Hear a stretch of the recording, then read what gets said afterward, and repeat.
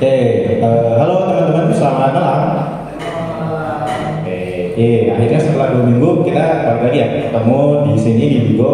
Dan kali ini acaranya bakal beda.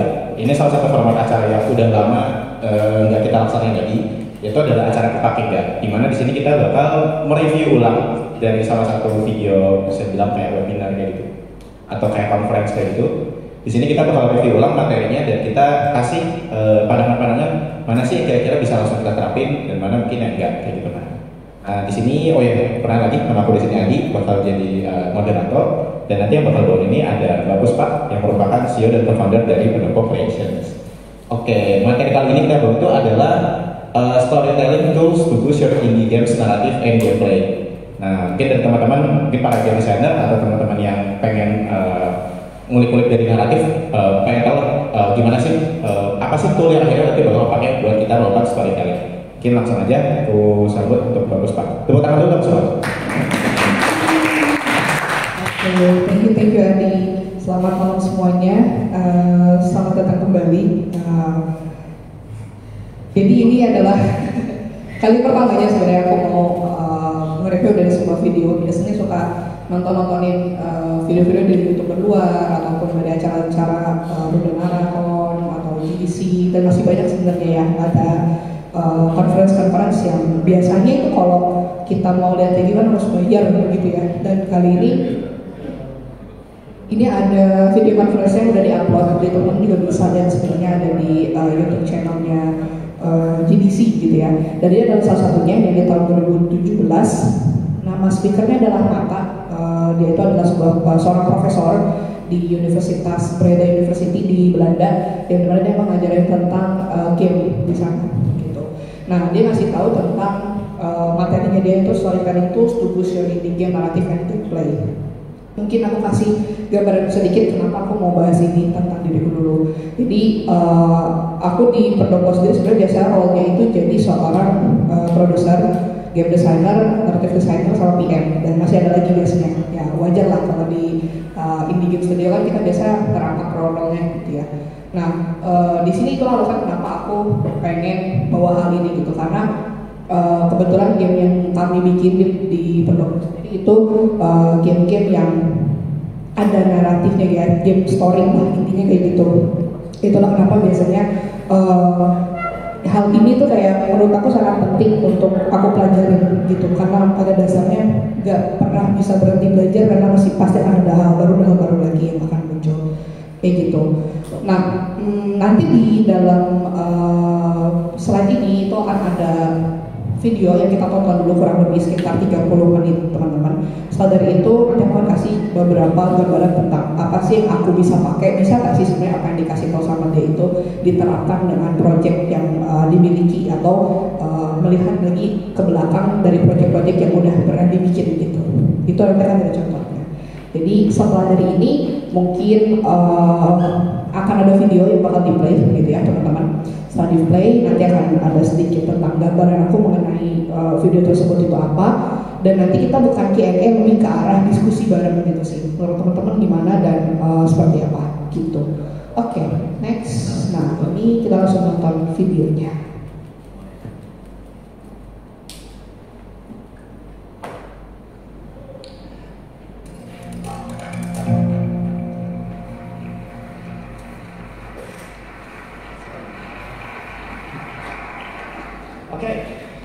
Hello everybody, thanks for coming.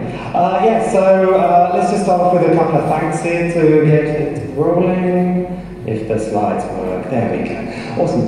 Firstly, I want to say thank you to GDC for inviting me. Thank you to the organisers of the Indie Summit for putting this whole thing on and finding such great speakers. Kate Compton's talk last one, if you saw it, that was amazing. So I want to say hi, I'm Matta. I'm a professor, as mentioned, from NHTV University in the Netherlands. It's an awesome place to study. If you want to learn about video games in Europe, you should be going there. I'm a games developer. I ran my own company called Matazone for 7 years as an indie developer.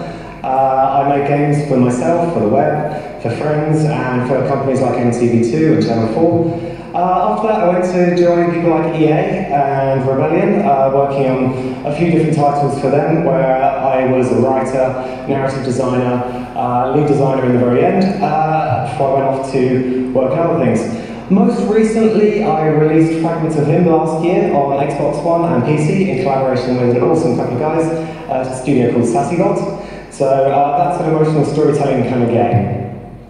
It was nominated for the Best Writing in a Video Game by the Writers Guild of Great Britain, where since I'm now a full member and a member of the Video Game Committee. I also consult and train people in narrative design. I do more stuff. I'm writing books about... Anyway, I basically do game stuff. I have done for my entire adult life. So I'm going to be talking to you today about why understanding story structures is a useful skill for games developers.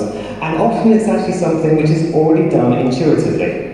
So that's one of the interesting things about this. There are a lot of stuff that I'm going to say. You can go, oh yeah, we kind of already do some of that. And it's a way of me moving that into kind of a conscious realm. We're going to look at a reliable storytelling structure that you can use, which will help you tell stories, and some debug questions to help you fix stories or gameplay that feels unrewarding. There's going to be 2 takeaway diagrams at the very, very end of this session. So after I've said thank you at the very, very end, there'll be 2 pictures which you can take a photo of, and it'll give you loads of summary information about the things I've been saying today. So we're going to talk about how to build those, and there's a nice, easy takeaway for you if you want to bring up the camera right at the end there. This is a lot to cover, so I'm going to be talking fast. Key points are going to be on the screen behind me. I have an English accent. Not all of you are native English speakers, so if you can't follow too easily, if you look at the screen, you're going to get all the main points as we go. So let's start off talking a little bit about flowing games. This is something that we all understand is important. We usually express this as a diagram where we've got challenge on one, skill on the other. And if it's got very low skill, very high skill requirement but low challenge, then a game becomes quite boring. And if it's got a low skill but high challenge, then the game becomes too difficult. It makes players really anxious. So we decide really that we should try and keep people what's called the flow channel. Now we started off thinking that this was kind of a straight line, that challenge and skill should escalate in perfect relationship to each other. But we've discovered really that it's kind of more fun if it's kind of wavy, wobbly line as we go along there.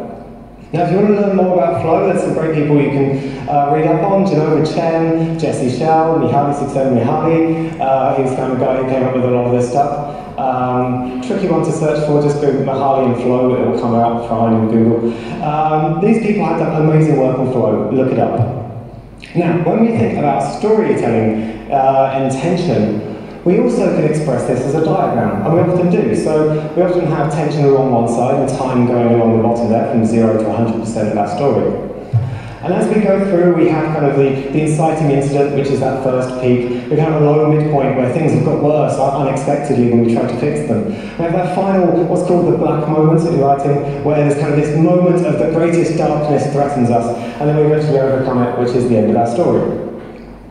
Now, it's actually generally slightly more sort of knobbly than that, and I'll explain why it's a bit more knobbly than that later on. But as you can see, when we can kind of compare these 2 ideas together, we see that there's still this thing there that if a lot of time's gone wrong and no tension happened, then it's quite boring. And if there's really high tension and not a lot of time's passed, then it feels too tense. It doesn't feel natural. And so we can see there's kind of this combination of the 2, that we have these things that go in common between them. But really, what does that kind of wobbly line actually represent? What is this thing when we talk about games? What is this thing going on here? Now, when we think about this, we can think about what is the story of your game. Now, we could kind of go, well, your game has things that we might call pre-authored content. So this is things like events and content, the storytelling, the mechanics, the world that it's in. These are things that we put into our games to tell the stories of them. On the other hand, we've got our players.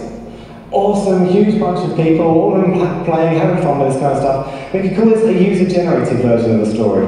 This is their interaction with the world, and it's their interpretation of the world. Because the world that we design might not be the world that they see, because they interpret things differently based on their experiences of playing games and the world around them.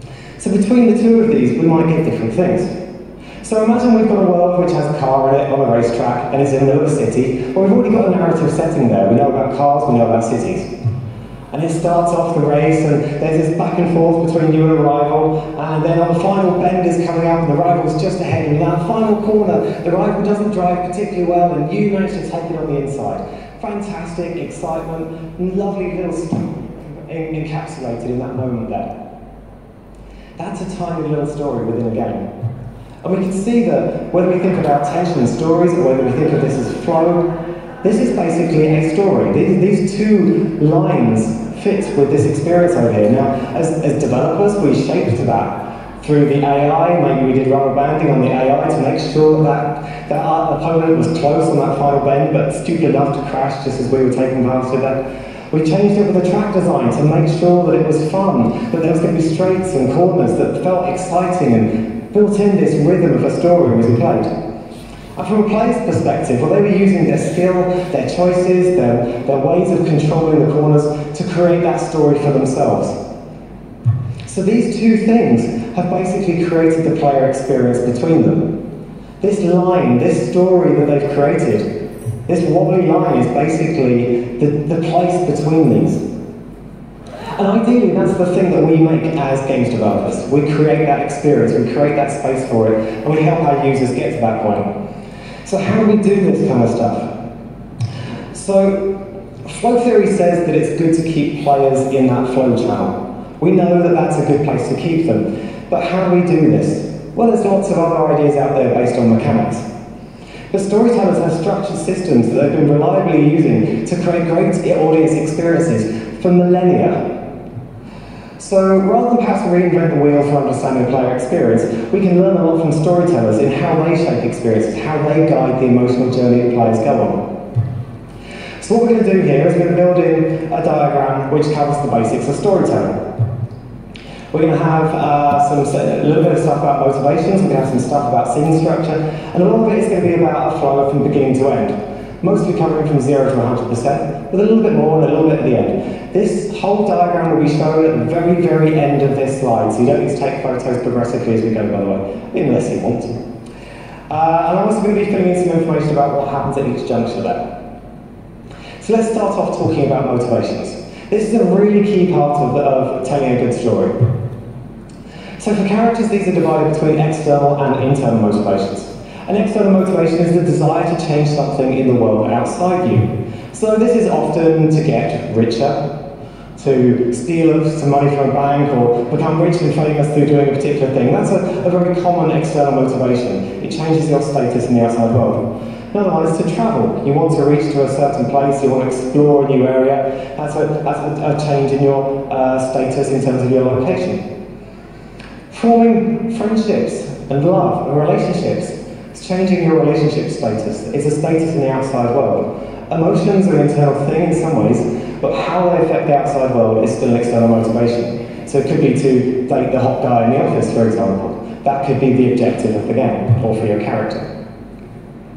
So in terms of motivations here, an internal motivation is a desire to change something inside the person. This is usually a term like overcoming a problem, so overcome a block. It's often an emotional block, overcoming a sense of loneliness, overcoming grief. Now revenge is an external thing because you affect revenge on the outside world. Overcoming grief is the inside part of that. You try to overcome grief by killing people in the outside world. That's how a lot of video game plots work. Another internal motivation is learning something new. Usually it's something they should have already known. And you can succeed in one and fail in the other. And often when you succeed in external motivation and fail in internal motivation, you get a tragedy. That's Romeo and Juliet. Two families alike in dignity, who fail to actually ever come to terms with the fact that they should stop fighting. And their internal necessity to learn something new about themselves, to learn that they're all the same, to learn to accept their differences, and their failure to do that kills their children. And that's why that's a tragedy. So learning something new is a huge thing with internal change there. Now both of these things, like I say, they are about change. A story is always about change. A story that doesn't have change from beginning to end is a very, very boring story. Now it can just be that your character got bigger guns. It's change of a kind, you know. And it works pretty well, it really does. I'm not putting down games which are just purely about mechanical advancement, that's a lot of fun as well, but there are other things we can do to change internally. So that change must happen in some kind. But how do we apply all this kind of stuff to games? Well, we might not think of Tetris as a game with the greatest of plots, but it really does follow these kind of things pretty well. It's a very, very compelling player experience. Now, if you think about this, if we think about kind of the tension arc that we go through when we're playing this, it fits that flow thing, it fits that tension arc. And the player has both external and internal goals. We have the scores as an external goal, we have that internal goal, which is kind of desire for order. Tetris is driven by the thing that we like the world to be slightly neater than it is. And this is a tiny place where maybe, just maybe, we'll succeed in making it happen. And it's always a tragedy, because we always fail. But I think that internal goal is a really powerful part of the lasting appeal of Tetris. That sense of desiring order and always chasing away from us. It's a very human experience, and I think that's one of the reasons it works. There's such an enduring appeal for us. So if you add that quickly into our diagram there, we have the external motivation is looking for change, usually expressed through very direct verbs like save and find and things like that. And internal is about overcoming or coming to terms with. So, let's move on to plot structure. You've got your goals for your player character, external and internal motivations there. Now we need a well-structured series of events through which change will happen. The external goals are just a desire.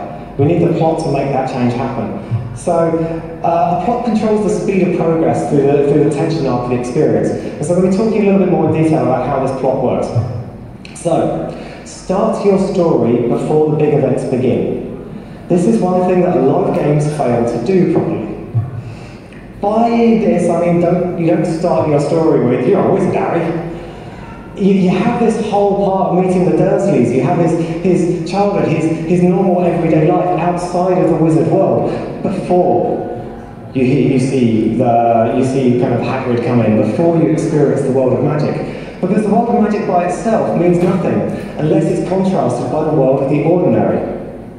We see this sometimes in games, and when we do, it's very powerful. Prince of Persia: Sands of Time is one of my favourite storytelling games, and there's got a little snatch of normality at the very beginning of it. It's beautiful, really lovely game. So you set up your character, the situation, and the basic rules of this. This is otherwise known as a tutorial mission. You can do it that way, you can literally do it. Set it in a normal world. Call of Duty sometimes does this, that you train on the base before you go and shoot people who are ideologically opposed to you. So I wasn't going to do politics. I said it. So start your story before the events begin. It's really important to build empathy with your characters if possible. So we want the character to overcome the challenges ahead of us. Now a really great example of this I think is Firewatch. I think Firewatch did beautiful work with this. So before we reach the lake in Firewatch, which is really when the story begins to kick off and that tension starts, we know a lot about Harry, we know about his external and internal motivations, and the story begins with that moment there, that his external motivation is really kicked off by, there's trouble in this park. So we've got this internal stuff, that growth, that need to escape, and we know at some point he's going to have to go back. It's a nice setup, and it makes the rest of the game powerful. If we just started with that confrontation with the teenage women, it probably wouldn't work so well. And then we have what we call the inciting incident. So now your player character knows their place in the world, we can start to set up the challenges for them. So we increase the narrative or mechanical tension here, and we add the antagonist or the enemies, the risk, or we break the usual situation. Something which was normal and everyday becomes less normal, suddenly it stops working. See this in the Stanley Parable, the button stops going. Overcoming this problem is usually the external motivation of your plot. Trying to find the source of that problem and bring it back into normality is usually what drives your main character. But to begin with though, the player character avoids the problem. The player doesn't usually go straight to attacking the problem. They'll either explore their abilities, explore the world, they'll avoid the big issue that's facing them, or they'll have some smaller battles along the way. So in VVVVVV, which I shall call Spikes from now on, so Spikes, the player character, has to rescue their colleagues. It's a really lovely little game. It reminds me a lot of Jet Set William. It's really a lovely little game. It's very, very fun. But to begin with, basically the player wanders aimlessly. Really, that's what you do. You're not setting up, I should find everybody immediately. You go off and play and you see what the kind of puzzles are in the world. Now, after a little while of exploration, they make a choice to act with intention. After a while, the player feels like they know the territory enough to make that focused choice to act, or there's no choice left but to act. You've done all the submissions, you have to go do a story one. In Spikes, that means basically, I better use the map more. If you ever played the game, you're going to go, yeah, I'm lost, okay. What is this flashing elephant? They engage with the external objective of the story or the world that's ahead of them. And that's when they really begin to kind of get into this. But as they get further into it, the complexity begins to increase. The abilities seem less effective, maybe. New enemies are added, which are more challenging. New story elements show that things were not so simple as we thought they were to begin with. And I think Tetris is a masterpiece because of exactly this moment. Suddenly complexity has increased. And suddenly we know that there's going to be difficulty ahead, and we're going to have to, our strategy of just piling things on top of each other is now a strategy of slipping things underneath just about quickly, move down, oh no. Suddenly the complexity has increased, and this is a storytelling moment in itself. I think the complexity has to increase to make the experience compelling, otherwise it stays at this kind of flat level, the tension doesn't change. So that complexity can change through narrative terms, mechanical terms, or through both. I like both, if you can, but you can just do it with narrative.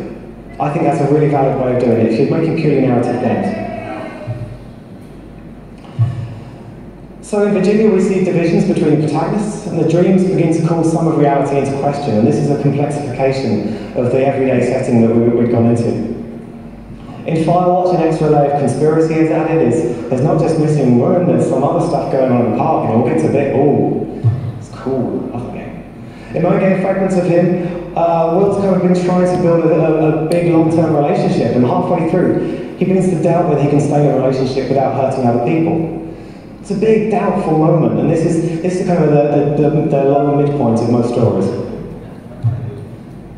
So the first strategies and weapons are no longer enough, usually. In shooters, new patterns and combinations of enemies are added. Something like Super Stardust tends to add in new things halfway through. Enemies use better targeting, more bullets or homing missiles. Enemies begin to kind of get dangerous new abilities like moving faster or tracking you.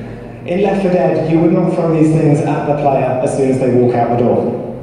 It's just natural, isn't it? And that's what I mean. Some of these patterns are intuitive to us. We just know it wouldn't be a good idea. Then hope overcomes fear with some effort. Player finds new weapons or strategies to overcome the enemies. The external change happens. They get power-ups or grinding. This is kind of the weapon montage and the training montage in the film. They find the strength they never knew they had. They have that moment of internal change, which I think Life is Strange does so well with Kate's story. And the character learns to unite their skills and teams behind a single purpose. It has high risks. There's danger ahead now. Before it was just fun, but now there's danger in facing these things. But it is their only hope to continue. Guns, lots of guns. And then we get to the black moment. All hopes of overcoming the problem are at risk. The final boss is killed, but it's not even its final form. Oh my god. It's this kind of moment that the escalating danger seems too much. And all the knowledge, the relationships, the strategies developed through the player character experience are needed to overcome this final challenge. The final choice, the heartbreaking relationships you've built along the way are all at risk now. And what choice will you make about the future? It's a powerful moment, the black moment. Very, very important in the story. And then you end it as fast as possible. People often say, how long should my ending be? You say, you do it as quickly as you possibly can. And you keep the ending neat and short, wrapping up as many of the threads as you possibly can, as easily as you can. So let's add all of that to our diagram. Okay. So we're going to start off with before it begins moments. We get to our inciting incidents, where we kind of have a need for change. But the character kind of tries to avoid it, thinks it's somebody else's problem, and then they kind of get to that statement of external objective. Yes, I will face up to this. Yes, I will use the map more and find my colleagues. They try this. They try these kind of things, and it's not really working. We get to the low midpoint. They're going to have to get better. They're going to have to find new ways of dealing with these kind of things. Training montage. People begin to power up, people grind the characters a little bit more to get their high things. We get some hope entering into the story. Maybe if I keep on doing this, if I get better at this game, I'll overcome these challenges. Then we get to this moment of building up, that everybody assembles behind this one plan which is going to push us forwards. When we reach the black moment where all is at risk, and maybe just with enough skill, with enough of the things that we saved along the way, we can overcome, and we have the final satisfying conclusion. Cool, you might notice there's a bit missing at the beginning and the end there, because that's the model for most stories. As a player's character journey, this fits most strong experiences. A lot of films you see will follow this model pretty much exactly. It works on an intuitive and emotional level to feel very rewarding, but if you're making a thriller, action, or a horror story, you might want to add an extra little bit on there. Jadi di bagian ini nanti dia akan jelasin tentang beberapa tips and tricks kalau misalkan teman-teman bikin game dengan genre-genre tertentu. Jadi nanti mungkin ini jadi salah satu poin yang bisa diperhatiin juga. Horror stories in particular do this one. There's a different structure you might want to consider adding at the very beginning, which is called the grabber. It's a burst of action or fear that promises for the future of the game, slows down before the inciting incident. So it's a way to let the player character know there's going to be excitement ahead, and then you give them a bit of breathing space later on. For example, this isn't the Metroid games, where you end up with loads of great powers at the beginning, and then they take them away, and kind of go, okay, let's let you build those up slowly now. Or the Goblet of Fire. Gets a moment of horror at the beginning, and you know it's going to have another moment of horror later on. And sure enough, a teenager is killed in cold blood at the very end. That's spoilers, sorry. But it's a way of telling us that there's going to be something coming along. Deus Ex does this with all the abilities at the beginning, takes them away, slower paced a bit after that. Star Trek, J.J. Abrams, you've got death, you've got love, you've got birth, you've got sacrifice, you've got amazing stuff about the first 5 minutes of the film. Really, J.J. Abrams is a master of the grabber. It's a very important thing, I think, but if you can do that kind of stuff. In horror stories, you often also have a final moment of fear at the end, which is called evil lurks. Da, da, da. So in Carrie, this is when the hand comes up from beneath the earth and grabs her, and kind of, it's the nightmares at the end of the horizon. But also you sometimes have this in thrillers where the organisation perhaps wasn't quite defeated, so in Austin Powers, Dr. Evil escapes. You know, this is a fairly common kind of structure that we do with this. Or the end of Killzone 2, where you've killed the big boss. Oh my god, it's brilliant, the war is over, you walk outside and the war's still going. Oh, evil lurks. That'll be Killzone 3. So we'll just add those quickly at the beginning and the end of that structure. Here we go. So we've described this so far, this nice smooth curve in here. The diagram explains the player character journey pretty nicely there. It can be applied literally to help write an in-game story, or as a metaphorical structure to shape tension in a compelling mechanics-driven experience. Whichever way you want to do it, this kind of structure works on an emotional way. So we can also sort of set it out like this. This model works as a meta-structure for the entire game, but also you can do it on a smaller level. It can repeat on a level-by-level basis. With each little bit of the level contributing to kind of the journey towards that external internal motivation. This is what I did on Aliens vs Predator, for example. Every level of that has a full story inside it, as well as contributing to the full story of the game. But that's too much detail for each encounter or scene. So if you want to make a good scene to work that out, we need a little simpler, shorter guide for that. Basically, we want to turn this into that kind of knobbly version. So how do we go about doing this? Well, we do this with scene structure. That's the final part of that diagram we're going to add in there. So all scenes on your level must have an objective, which is the player's target goal or experience. It must have conflict, something that makes the objective more difficult to reach. It's like, this can be either narrative or mechanics or both, some sort of conflict that makes us struggle, makes it harder for us to make these things happen. And then the outcome is reached by requiring change from the player or the character. So they either resolve or adapt to the conflict, building to the next part of the experience of the story, and the story goes on with escalating tension in there. And you get these nice little peaks of, oh, I'm going to make it, oh no, that wasn't what I expected, oh man. You get these little tension arcs coming all the way there. So this was the lead character from Aliens vs Predator, I was the writer on this one. One of the first objectives you get is to reset the colony powers to make it work again. The conflict is power, the player successfully resets the power, but it blows the circuits across the colony. So the colony is actually more at risk before, and the character's life is more complex. Now notice here that the player succeeded whilst the character failed. So you can still have player success as long as you signpost, well done, you've done the right thing, your player's life now sucks even more. That's perfectly fine. In fact, I thoroughly encourage you to do that as often as possible, because if your character's life is easy, their story is usually pretty boring. So try and play with this kind of stuff as much as you can. So another example from this might be the God of War series, where the objective is to continue killing everything. And then you have a conflict, which is against enemies with shields, which block the usual attacks. And so the player has to start using new attacks to progress, making the game more challenging. The complexity increases for the player. The character has not changed. The character just wants to keep killing everything.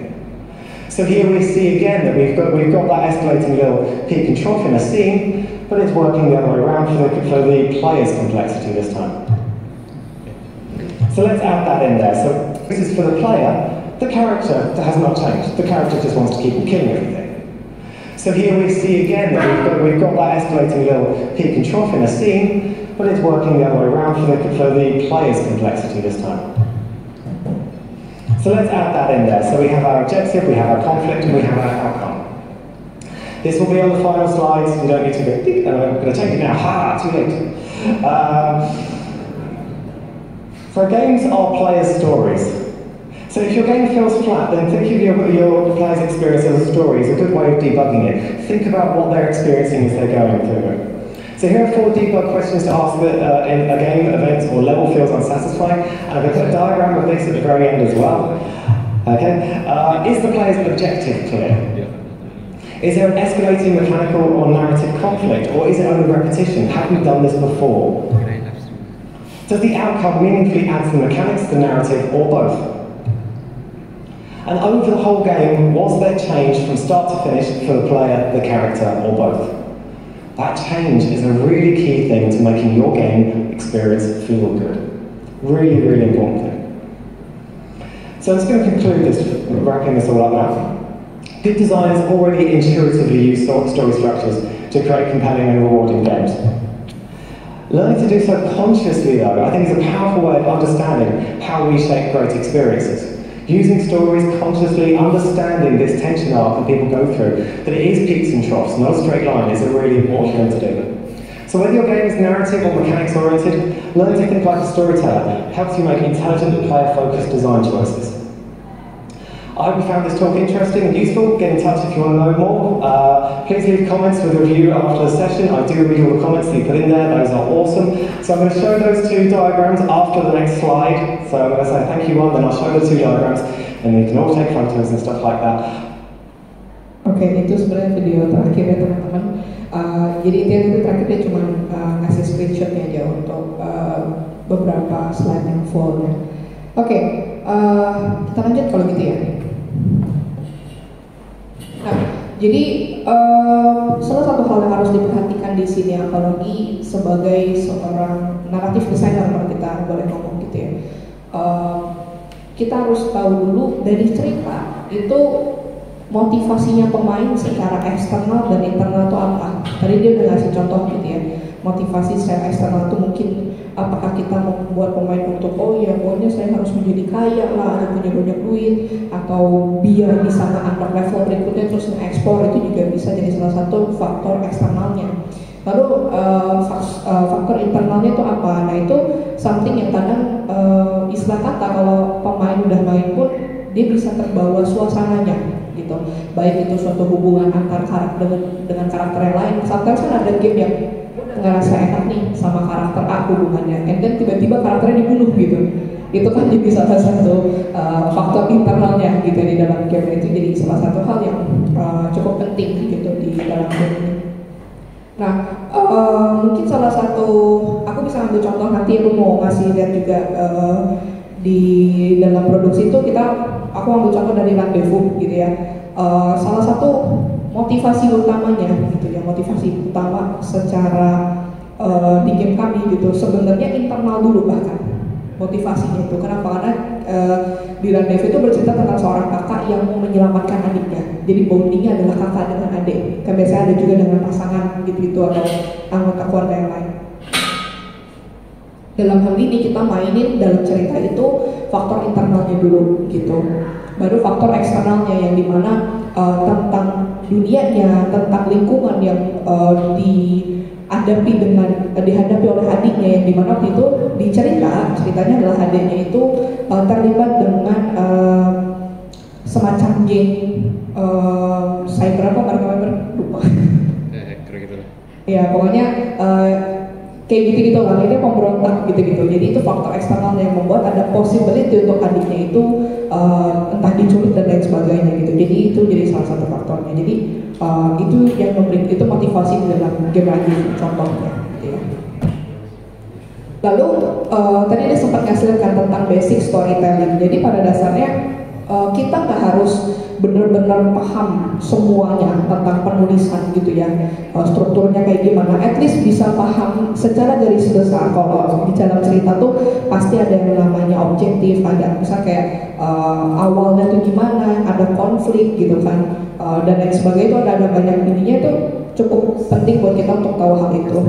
Nah mungkin kayak tadi dia sempat ngebagi beberapa hal itu, jadi setiap scene atau level misalkan itu tergantung dari kita.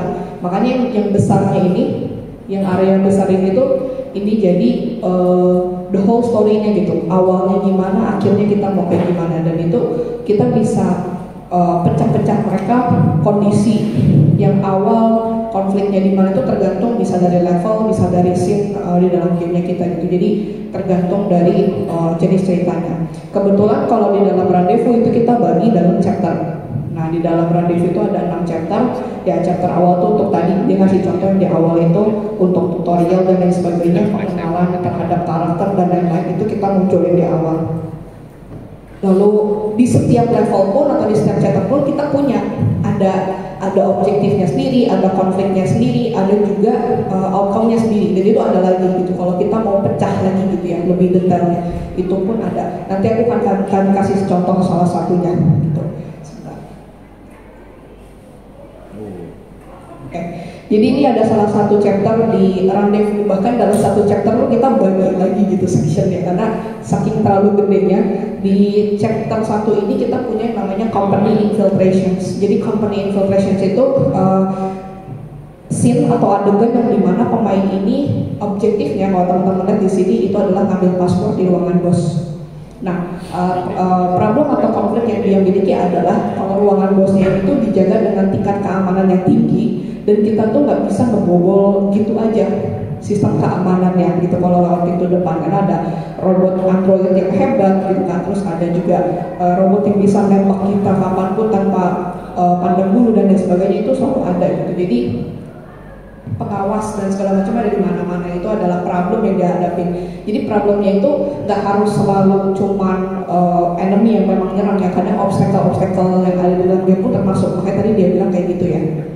Lalu di sini kita ngasih oke, kalau gitu apa sih win conditionnya ya? Win conditionnya udah pasti kalau dia udah berhasil dapetin paspornya. Ya lose-nya gimana ya? Dia mati atau ketahuan. Jadi itu beberapa hal yang harus dia lewatin gitu, rintangannya yang dia hadapin. Nah, di bagian infiltration start ini nih, sorry ya agak kurang kelihatan dari bayangannya, kurang jelas. Tapi intinya waktu kita start di awal, ini masih yang lama banget. Ini ada opsi pemain itu bisa masuk lewat depan atau lewat belakang. Gitu.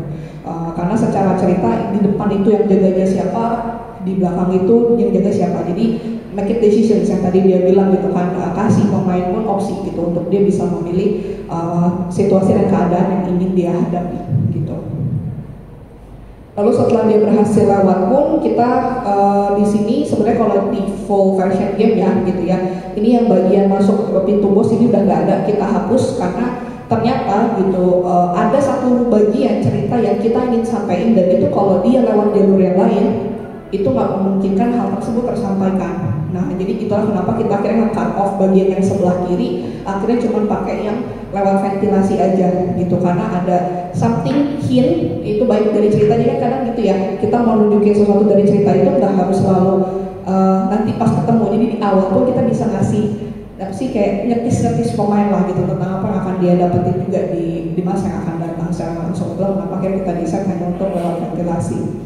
Di ventilasi dia harus ngelewatin apalagi dan lain sebagainya, hingga akhirnya dia berhasil ngedapetin paspornya. Ini alur atau flow di bagian kecil di chapter 1 secara garis besarnya. Nah ini masih blocking banget waktu itu di awal. Jadi titik dia awal datang sampai dia titik dia terakhir tuh sama gitu ya, intinya di sini juga.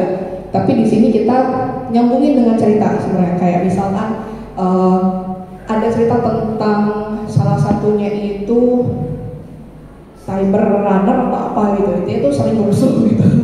Terus dia kita bikin sekarang pecahin kaca tuh alarm, wah ini kerjaannya orang-orang kayak gini nih misalnya gitu. Kita pengen ngasih lihat tentang dunianya lewat percakapan, lewat dialog, itu salah satunya gitu ya. Terus di sini sebenarnya sebelum yang tadi dia pecahin kaca terus sapamnya keluar, ada namanya Derek. Kita tuh ngebuat faktor sebutnya mungkin internal kali ya, kebencian antara si Setio dengan kawannya dengan rekan kerjanya bernama Derek ini gitu. Jadi kayak emang dasar lu makan gaji buta, kerjanya cuma tidur doang pas dateng gitu. Nah itu tuh salah satu kayak ngebangun hubungan antara karakter dengan karakter yang lainnya gitu. Lalu setelah dari itu ya kayak di hallway belakang gitu kan, oh ini jalur ventilasi dan segala macam yang sebenarnya udah ditis sebelum ini tuh ada chapter lagi yang sebelumnya namanya working hour, bukan chapter, ada segmen atau scene sebelumnya yang namanya working hour, yang mana kita udah ngasih lihat ke dia tentang peta ventilasinya, arahnya kemana dan seperti apa, meskipun nanti di sini masih tetap bisa dibuka gitu ya, tapi itu udah nunjukin ke pemain kalau ini nanti lo akan butuhin lagi gitu. Nah, lalu juga pas dia udah nyampe ke ruangan bos, ada cerita yang kita pengen sampein yang dimana orang nggak tahu di awal tuh. Misalnya gini, waktu dia lagi working hour, dia ngecekin pintu-pintu, waktu di pintu bosnya itu bilang tinggalkan kami, nggak saya, tinggalkan, dia retok dari luar, terus bosnya tuh nyaut dari dalam, udah pergi lu sana, tinggalin kami, terus tiba-tiba enggak, maksudnya saya gitu. Nah dia kayak sama siapa nih gitu kan, kok tiba-tiba dari kami jadi saya. Waktu pas dia udah masuk ke dalam ruang bosnya ini, nanti dia nemuin kayak oh ada CD nih gitu, CD cewek gitu kan, warnanya merah, ini bekas siapa nih, ada siapa di CD kayak gitu-gitu. Nah itu secara cerita kan kayak oh tadi kasih tahu banget ya gitu, nanti masuk di dalam. Nah itu jangan tanya saya ya, tanya yang bikin cerita nih. Tapi intinya kayak gitu. Jadi kita mesti paham dulu secara cerita itu kayak gimana, apa yang mau disampaikan, terus kita rangkai. Jadi seorang naratif desainer kan kayak gitu ya, kita merangkai sebuah aksi itu bisa berprogres dengan cerita yang ada gitu. Nah itu salah satu halnya gitu, gimana caranya misalkan contoh kapan si bosnya ini harus ngomong gitu kan, ngomong hal kayak tadi, kapan dia bisa masuk dan nemuin tentang pecahan clue dari dialognya si bos dan lain sebagainya, itu dari sana gitu. Jadi hal-hal tersebut itu munculnya pada saat itu gitu. Jadi secara nggak langsung sebenarnya secara struktur cerita kita udah paham di Rendezvous gitu ya. Tanpa ini aku baru nonton video yang barusan pun itu setelah punya Rendezvous gitu ya. Jadi bisa dibilang waktu dulu belum benar-benar paham tentang itu gitu. Tapi at least memang ternyata beberapa hal ini sudah ada ya. Nah, meskipun masih ada catatan penting yang ditaruh oleh aku dengan tim, di Rendezvous itu kita nggak mainin faktor internalnya lebih dalam lagi gitu, karena padahal sebenarnya itu bisa jadi salah satu titik ini juga ya, titik baliknya juga dimana kita nge-develop karakternya gitu. Kita masih tetap merasa kayak di Rendezvous itu development karakternya kita tuh masih kurang gitu. Kita berhasil untuk membuat faktor eksternalnya, world building dan lain-lain, tapi yang secara internal masih belum begitu intens gitu. Itu jadi catatan kita juga sih waktu tadi. Makanya Mata tadi tuh dia bilang kalau misalkan kalian bisa mengcombine antara naratifnya dan mekanik itu jadi satu, itu akan sangat bagus gitu. Tapi kalau misalkan kalian nggak benar-benar bisa menjalani keduanya dengan baik, ya udah pilih salah satu, mau di si naratifnya atau mau di mekaniknya gitu. Tapi yang menjadi salah satu concernnya kami pada saat full hanya ingin secara naratif, terutama itu berhubungan dengan dialog, yang jadi masalah adalah pada saat akan melakukan yang namanya lokalisasi. Wordnya jadi banyak banget gitu kan, itu jadi sangat ini ya PR gitu, terutama untuk yang segala halnya selalu berupa teks dan teks gitu. Jadi kami pun masih belajar lagi untuk gimana caranya ya biar nggak selalu dikit-dikit ngasih dialog atau teks di dalam game gitu. Oke, kita balik ke presentasi tadi. Jadi intinya kalau teman-teman lihat di sini, ini struktur-struktur basic storytelling ini penting banget.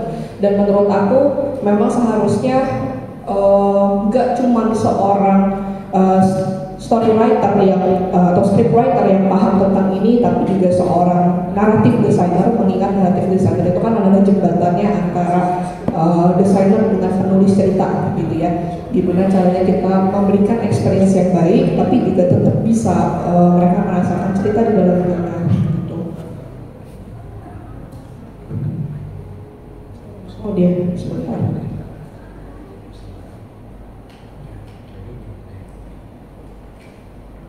Oke, nah ini beberapa ininya ya, detailnya tadi. Kalau misalnya teman-teman bingung tentang beberapa hal yang ini urutannya kemana, terus seperti apa. Jadi mungkin pada saat teman-teman lagi bikin game, ini mungkin khusus yang memang gamenya naratif ya, mungkin bisa mempertanyakan hal ini terlebih dahulu gitu. Kalau misalkan teman-teman sudah bisa menjawabnya, it's good. Tapi kalau kalian belum, jangan merasa berarti ini game gue gagal nih, enggak. Berarti tandanya kalian mesti ngulik lagi gitu sampai sejauh mana sih sebenarnya kalian paham tentang cerita di gamenya, dan seperti apa experience yang mau kalian kasih kepada pemain gitu. Karena kadang tuh kan ceritanya aku cuma punya cerita garis besarnya bakal gini, gini gitu. Terus nanti nanya, ini tuh bisa nggak sih kalau udah kayak gitu kita langsung bikin ide gamenya bakal kayak apa? Bisa, jawabannya bisa, cuman gitu mungkin untuk detailnya lagi itu akan perlu lebih lagi dibicarakan gitu.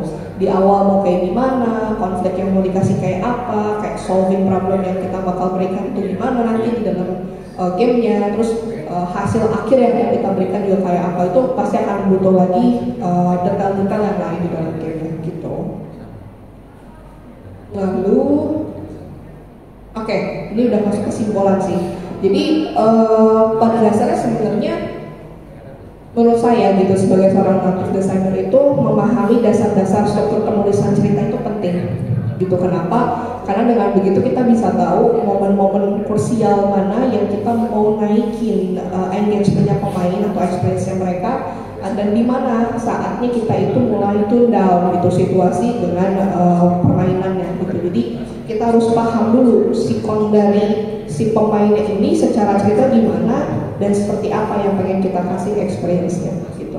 Terus menggunakan cerita sebagai alat untuk membuat pengalaman yang menarik, menyenangkan untuk pemainnya. Tadi kita bisa decide menyenangkan itu bisa berupa sisi ceritanya atau naratifnya, atau bisa berupa secara mekaniknya gitu di dalam game. Jadi kita bisa milih, nggak harus selalu dua-duanya. Ya bisa dua-duanya bagus, tapi kalau ngerasa saya kurang di secara desain game yang mau heavy di naratifnya boleh.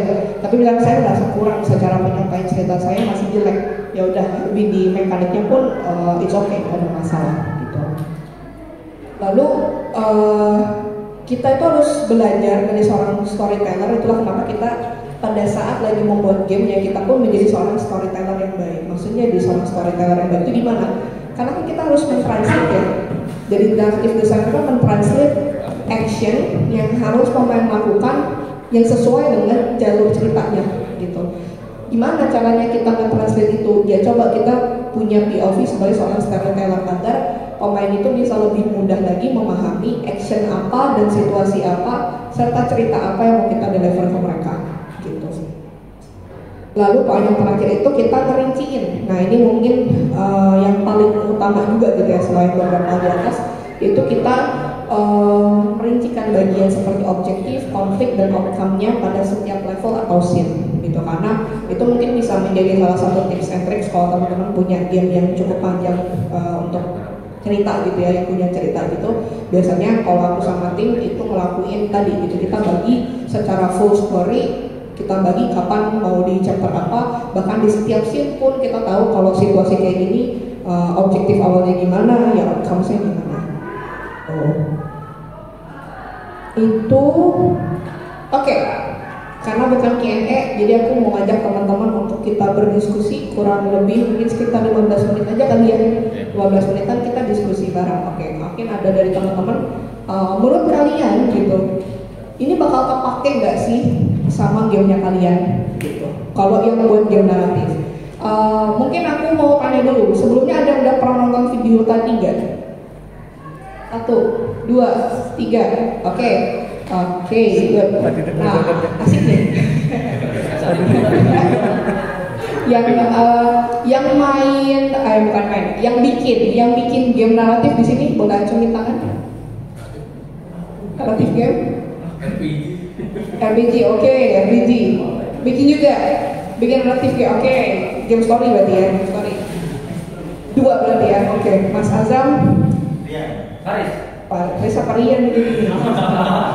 Oke, satu tim kan. Oke. Kalau gitu tuh pengen kalian cerita dong. Menurut kalian tuh kalau hal tadi di dalam game yang kalian bikin tuh kepake apa enggak gitu? Apa yang kepake dan menurut kalian apa yang enggak kepake juga? Boleh tapi mungkin. Pakai mic apa nggak usah? Kan Pakai mic kali ya. Tapi apa enggak? kayaknya biar lu luasa. Oke, nggak usah pakai mic. Oke, boleh. Dari Azam dulu deh. Azam. Jadi sebenarnya tadi nggak sebatas game naratif aja ya menurutku ya. Naratif sudah kepake gitu sebenarnya. Kalau kepake, apalagi untuk game desainnya juga. Karena tadi kan dibahas dalam challenge juga kan, ada momentum sama anxiety ketika things get too hard atau too easy. Bahkan sebenarnya itu kepake di game yang Mbak Puspa main di depan tadi. Nah, awal-awal kayaknya cuma 1-2 doang kan, ingat makin naik, habis itu makin anxious ketika angkanya mulai sedikit, yang 8 ada di ujung, ada 2 di ujung tapi nggak ada temannya, itu cara game design masuk juga, di game-game lain banyak masuk juga, yang bahkan nggak ada narasinya. Tadi kan angka gitu narasinya apa? Nggak ada. Narasinya kan nggak ada. Mungkin bisa diambil sendiri. Kalau saya pribadi dulu sebelum mulai nulis ceritanya yang game yang kami kembangin itu, ya lihat videonya dulu. Dan lihat dulu belum akhirnya bikin riset dulu kan. Mau bikin story kayak gimana? Baru setelah belajar ini kita tulis dari besar. Jadi emang kepake banget. Cuman untuk validasi bagaimana itu impactnya belum bisa kedatangan. Berarti belum bisa bilang iya ini oke dan ini nggak oke gitu berarti ya. Karena belum bisa disebarkan. Oke, siap. Alright, thank you Mas Azam. Nah, dia mau siapa nih? Oke, Riz, silakan Riz. Gimana Riz? Kalau dari flow secara ini pendapat pribadi. Kalau dari flow secara desain dan penulisan juga kepake. Dan itu kita tim juga masih belajar ya. Terima kasih kan ilmunya. Tapi kalau untuk tidak worksnya atau enggaknya itu sama kayak Mas aja validasinya. Karena aku juga belum tahu dengan tipe-tipe apalagi kan adanya juga perbedaan kan. Ya, Kita menambahin action ataupun bikin ke horror dan thriller pun ada penambahan. Nah, ya. ketika itu ditambahin juga, apakah itu works secara struktural juga ataukah malah menjadi pemberat juga? Aku kalau menurut aku belum tahu. Oh, I see. Tapi menurut lo sendiri, ini mungkin buat Faris dulu ya karena masih berdua. Kalau yang menurut kamu ini paling penting nih, terutama di tahapan awal bikin game gitu, dari basic story tadi yang ada, yang paling menurut kamu ini nih, yang harusnya ini dari awal udah ada, itu yang bagian apa?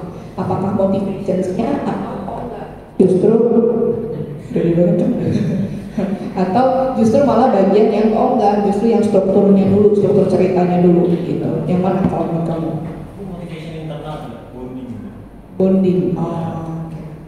Berarti memang mainnya itu memang secara faktor internal dulu berarti yang dibikin sekarang. Kalau Azam mungkin kan gimana? Saya dari struktur cerita dulu sih. Agak jelas dulu masalah eksternalnya apa. Terus nanti tiap karakter punya masalah internal masing-masing. Oh, oke. Ini menarik nih, beda nih ya berarti ya. Oke.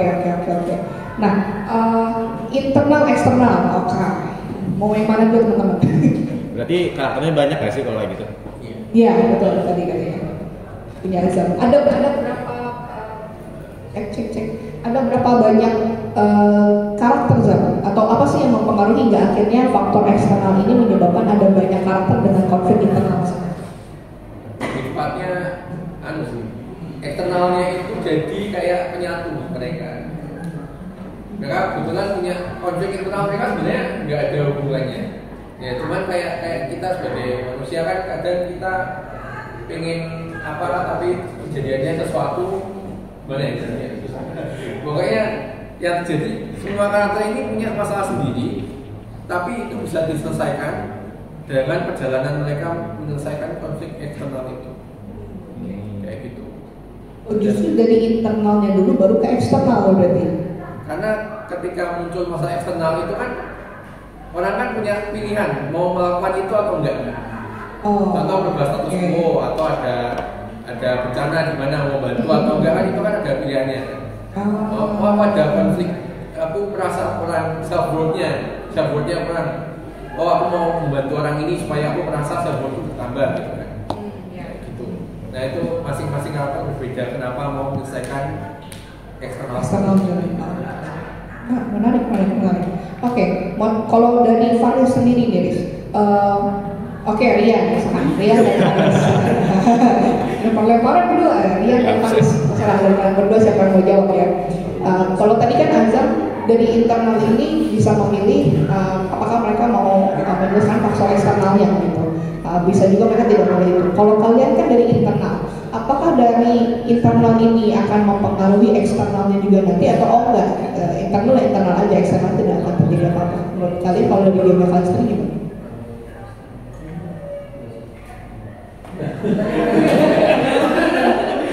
Desain di level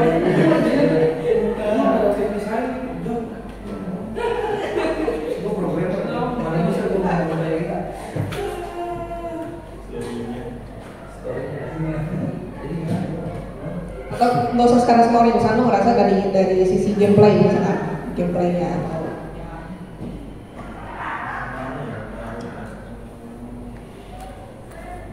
mungkin kalau untuk sekarang itu masih ada karena jujur kita kan masih dalam tahap konsep sekarang. Nah konsepnya itu masih apa? Kalau faktor yang pertama kan internal. Pertama itu lebih ke karakternya yang mungkin kehilangan orang terdekatnya, kehilangan peliharaan gitu. Ditambah mungkin ada sedikit faktor eksternal kayak dia stres sama pekerjaan. Itu maksudnya faktor eksternal ya. Kalau kayak dari betul bisa saya bilang. Nah itu ketika kalau dari konsepnya itu nanti dia itu kan yang pindah ke apa Realm of the Soul gitu. Nah ini masih ada apa beberapa konsep yang bilang mungkin kalau dari faktor eksternal itu dia kayak melawan mungkin dari musuh-musuhnya itu jadi melawan lebih ke kayak traumanya, jadi dia melawan internalnya sendiri, eksternalnya itu dari internalnya kurang lebih. Oh oke. Jadi justru dari internalnya ini yang mempengaruhi ke eksternalnya. Ya menarik. Jadi oke. Kalau aku boleh balik ke yang Rendezvous, sebenarnya kalau di Rendezvous sendiri pun justru malah utamanya tuh faktor eksternal malah ya jatuhnya ya. Di Rendezvous tuh internal tuh sebagai pemancing di awal gitu loh, untuk dia nyelamatin adiknya. Ternyata setelah dia nyemplung ke dalam hal ini gitu ya, maksudnya motivasi utamanya dia kan adalah internal untuk dia menyelamatkan adiknya kan. Tapi pada saat udah mulai dalam memainkan gamenya itu di chapter 2, chapter 3 dan sampai ke berapa ya, terakhir itu dia bertemu adiknya itu berarti 5 ya? 6 5 sih? 5 ya. Di chapter 5 itu lebih banyak ke faktor-faktor eksternal malah gitu yang apa jadi motivasi utamanya dia gitu. Bukan utama, maksudnya tuh malah yang lebih dominan gitu ya akhirnya gitu, meskipun tetap yang utamanya adalah dia mau menyelamatkan adiknya gitu. Cuman ya tadi gangguan-gangguan eksternalnya ini yang mau nggak mau harus dia selesaikan dulu gitu dalam hal ini, karena untuk mencapai si internal, eksternalnya dulu mesti dia laluin gitu. Kalau nggak gitu nanti dia nggak bisa nyampe ketemu adiknya gitu sih. Kalau di kita lebih tetap ada dua hal itu gitu ya, cuman kebetulan dominannya di situ sih gitu. Oke. Nah yang lain mungkin ada lagi? Nih, aku penasaran sih. Tadi kan di videonya dijelasin kalau tensi itu naik seiring waktu kan. Tensi cerita itu naik seiring waktu. Nah kalau misalnya di game kita tuh misalnya ada capture nih, mungkin kan di Renova juga ada capture. Itu tuh nanti tensinya bakal kayak gimana gitu? Apakah capture-nya nambah, maksudnya capture-nya berlanjut, tensinya naik juga, atau selesai capture tuh tensinya turun dulu, terus nanti baru naik nanti di capture berikutnya gitu. Jadi apakah naik turun atau naik terus gitu? Yang bagus sebenarnya adalah naik dan turun ya, sama kayak kita desain game kan ya. Karena takutnya tuh kalau udah terlalu high terlalu tekan terus gitu pemainnya. Jadi mesti di tune down lagi sedikit gitu, dan itu memang secara cerita juga kayak udah gelut, stamina-nya habis nih, Kak, rest dulu sebentar gitu. Sebentar, terus nanti baru naik lagi pelan-pelan gitu. Itu mungkin salah satunya sih gitu. Karena mungkin salah satu contohnya adalah kalau di chapter 1 ya, di chapter 1 itu adalah pada saat dia bahkan justru di chapter 1 di Rendevu tuh santai, yang lebih sering banyak naik turun itu di chapter 2 dan 3, bukan 3, sorry, di chapter 2 kejar-kejaran, awalnya santai, yang nyari informasi rumah, ketemu informasi rumah, dikejar-kejar orang, gitu, gelut segala macam, sembunyi dan lain sebagainya, selesai turun lagi gitu. Dia berhasil hindar dari kejaran musuh, tenang dulu untuk bisa kabur, pergi dari perkampungan ke downtown, ke pusat kota, terus nanti naik lagi di downtown, ternyata dikejar lagi sama orang gitu. Itu sama sih, kita gunainnya naik turun kayak gitu. Oke, tadi dari bagus. Oke, bagus, siap. Udah. Gimana? Cerita itu nggak terlalu penting, soalnya Oke, gimana guys? kalau buat proses cerita itu nggak terlalu penting, soalnya percakapan sudah apalagi sudah belum pernah produksi secara langsung buat game yang sangat berat di storage, itu merupakan challenge yang terlalu besar. Terus menurut saya ngapain kita resiko buat ngambil sesuatu yang belum kita jadi, tapi kita mau mengorbankan waktu kita, mau game sebetulnya kita tahu sendiri, kita nggak punya pengalaman. Menarik nih. Daripada waktunya dihabiskan untuk nanti research, apakah buat bikin game mana? Oke. Mungkin ada yang mau menanggapi yang lain, ayo. Oke. Ayo Sam, Azam 2.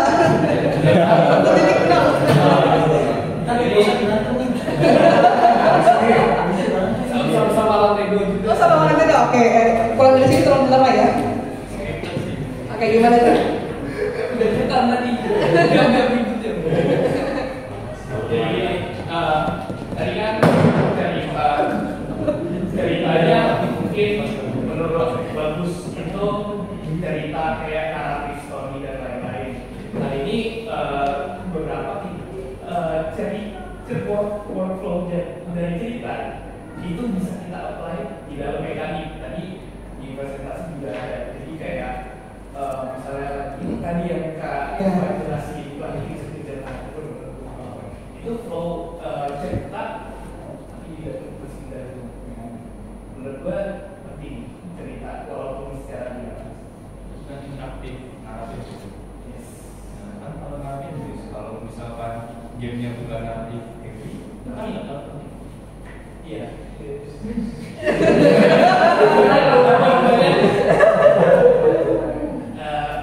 Langsung ke jadi kalau mau story benar, jadi kita ketemu di middle point. Aku setuju nggak penting kalau misalnya beneran nggak ada story-nya. Jadi misalnya mau game beneran game full mekanik atau game story, kita fokus full ke story, karena ya bagus juga poinnya bagus. Oke, betul. Resource di game itu kita terbatas, jadi kita harus alokasi. Jadi bukannya tidak penting, tapi tergantung dari game kan. Oke, ya. Sesuai dengan statement tadi. Sebenarnya story itu nggak penting. Statement opening itu.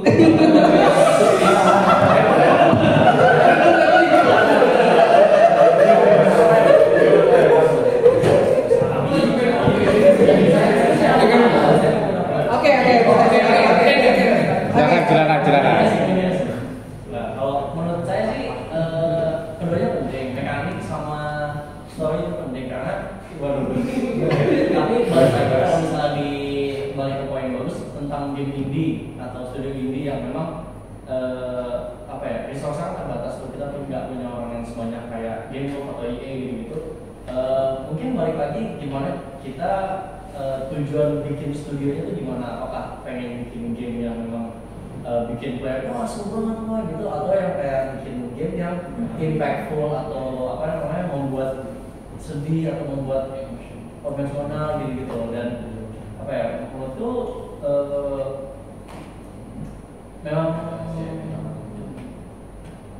ya tergantung kita men-segmennya bagaimana gitu karena tuh aku kayak kalau misalnya memang satu studio sudah punya visi untuk oke kita mau bikin story driven games gitu. Pasti dengan resource sedikit apapun yang mereka punya pasti bisa gitu dan menurutku kedua itu mekanik sama story itu berkesinambungan gitu. Kalau misalnya memang ada beberapa game di mana kayak gamenya aja seru tapi story-nya minimal gitu, misalnya kayak Valorant atau Need for Speed bahkan itu kan story-nya minimal banget tapi gamenya seru gitu dan itu tidak nggak kenapa-napa gitu buat player karena player nyari buat game, tapi yang bikin cerita itu menjadi lebih spesial dalam game itu karena itu memberikan long lasting impression juga, di mana kalau misalnya buat aku sendiri ya kalau game yang hanya memfokuskan ke mekanik itu kayak oh ya udah gamenya seru dan aku main sama temen seru gitu kan, cuman kalau misalnya game story itu bisa membuat percakapan seru gitu, maksudnya kan lu tau gak sih karakter gini lu tau gak sih karakter gini atau kayak lu tau gak event yang ini sama sendirinya gitu balik lagi itu visi dari studionya tuh gimana dan memang menurutku kedua itu memang bisa terus dan menurutku dalam game itu selama kita memberikan maksudnya memang itu tujuannya nggak ada yang sia-sia gitu. Kalau kita fokus di story, gameplay mau sia-sia, kita mau fokus di gameplay, story-nya udah mau sia-sia. Oke, dari Mas Ube ke Mas Lema mungkin ada yang ditambahin.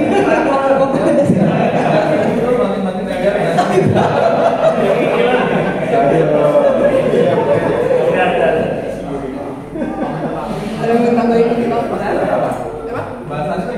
Tadi ngebahas tentang dari pendapat yang bagus yang bilang kalau misalkan story itu nggak penting untuk game yang full dengan mekanik gitu tuh yang bagus ceritanya.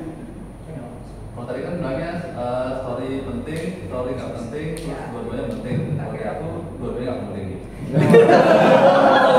Ini oke.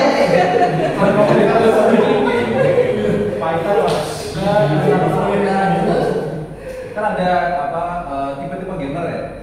Ada gamer yang suka ngumpulin achievement, gamer yang suka pokoknya ada beberapa. Salah satunya ada yang suka cerita, terus ada lainnya ada suka mekanik. Jadi ya sebenarnya tergantung target marketnya kemana. Jadi kalau emang target marketnya nyari player yang suka cerita ya kalian fokus di cerita. Tapi kalau target player kalian kayak main Dota gitu, walaupun ada war dan sebagainya juga nggak banyak belajar. Dan tadi kan sempat bilang kalau ada cerita bakal bisa dibahas sampai berjam-jam. Terus aku dengar sebelah sini ada bilang, "Tahu belum pernah nggak terang bahas Dota sampai tengah malam." Itu bisa, karena tiap-tiap orang punya ketertarikan masing-masing terhadap game itu spesifik dan nggak sama rata semua. Jadi ya tergantung. Kalau dari apa yang aku lihat teman-teman bikin game biasanya kalau nggak bisa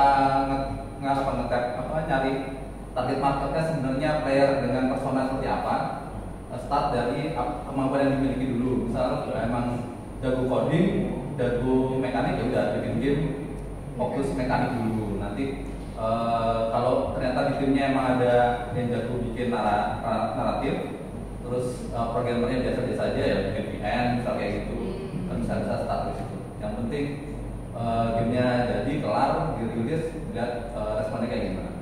Kadang kita mikir, oh ceritanya udah bagus, pas di rilis nggak ada yang mainin juga.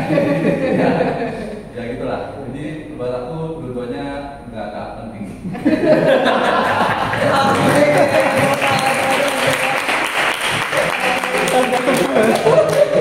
Menarik ya, bilang penting nggak penting gitu, dua-duanya penting dan dua-duanya tidak penting gitu. Jadi ada opsi yang satu lagi ya, bukan cuma tiga, bukan ini penting nggak penting, dua-duanya penting, tapi dua-duanya juga tidak penting gitu ya. Jadi itu adalah kesimpulan malam ini. tapi setuju, mungkin aku ambil contohnya, mungkin aku pribadi gitu ya, aku pribadi waktu dulu mungkin zaman masih Tekken 5 kali, aku pertama kali main Tekken 5. Yang aku suka karena aku suka game fighting, that's all. Aku tidak mempedulikan tentang story, jadi kayak the hell with that, nggak akan gue buka, terserah deh, yang penting karakternya ada gitu kan. Tapi pada saat dimulai main di Tekken 7 itu mulai tertarik dengan cerita gitu. Kok se-complicated ini ya masalah turun-temurun kan bapak kakek nih gitu. Ini bapak ngebunuh anak ngebunuh bapaknya gitu kan, cucu ngebunuh siapa, jadi kayak kok ribut dulu gitu dari keluarga satu ini gitu kan. Jadi akhirnya ngikutlah dengan ceritanya gitu.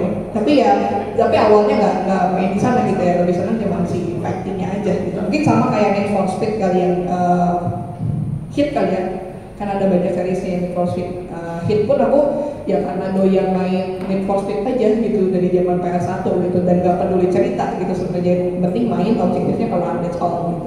Tapi ya mungkin ada juga yang memang ngikutin cerita, jadi wah kemanapun ya dimainin lah sama dia. Oke, itu dia hasil diskusi terakhir kita pada malam hari ini. Bagus, agar nanti jangan ribut ya masalah visi misi studio lagi. Oh beda studio, Parkiran luas. Nanti bisa dibicarakan baik-baik di kosan ya, kalau teman-teman ya. Atau yang satu kosan di luar ya. Oke. Mungkin buat teman-teman yang di sini baru mau masuk mungkin bikin game naratif atau semacamnya, kebetulan di bulan kemarin, di bulan ini maksudnya di bulan Mei ini, aku bersama Bu Riris sama Mas Damas itu kita sempat ngisi di Ludana Rapor dengan tema yang berbeda dengan judul The Challenge of Harmonizing Narrative and Gameplay in Game Development. Jadi ada beberapa POV dari kami tentang game-game yang kami buat, pengalaman tersebut kita sharing di sini karena untuk bikin game naratif cukup challenging ya, terutama untuk indie developer ya aku bilang tadi, yang kita tim kecil, makanya tadi kayak Mas Ube bilang tergantung dari komposisi tim, itu betul gitu ya teman-teman. Gimana kalian lebih condong kemana gitu. Kalau kalian nanti mau nonton siaran ulangnya itu bisa dilihat di udah ada di YouTube-nya Fellow Traveler teman-teman. Ada juga dari speaker-speaker yang lain. Jadi kalau kalian mau lihat udah bisa lihat di sana. Jadi tinggal ke YouTube-nya Fellow Traveler aja. Di sini udah tersedia punya kami gitu. Jadi kalau kalian mau nonton bisa lihat di situ. Itu aja. Jadi kepake apa enggak? Kalian yang tentukan dengan game yang kalian buat. Oke? Itu aja dari aku. Terima kasih. Sekian. Wassalamualaikum warahmatullahi wabarakatuh.